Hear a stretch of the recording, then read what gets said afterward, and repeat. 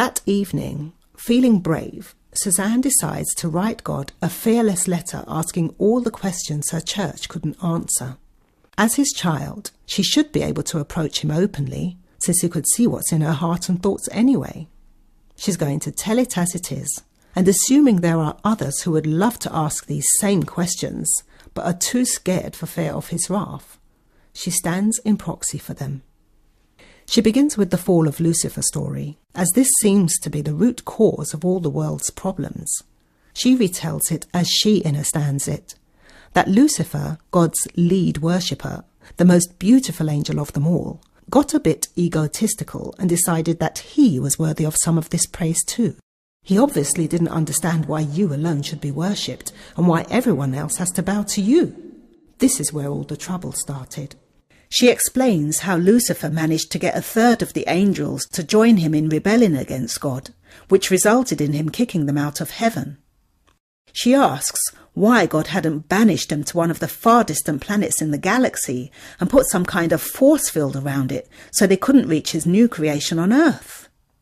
Instead, they had come and corrupted his creation as if he had no control over what Lucifer and his posse did. She questions whether God really can kill Satan because if he could, surely he would have done it by now. After all, you were quick to punish man when we rebelled. She even accuses God of showing favoritism. She proceeds to analyse the fall of Adam and Eve story, again trying to get to the root cause of all the world's and her problems. After all, if it wasn't for Adam and Eve being tempted by the devil, we would all still be living in heaven on earth, as was originally intended. She reminds God that he made them in his very own image and created a beautiful garden for them to inhabit.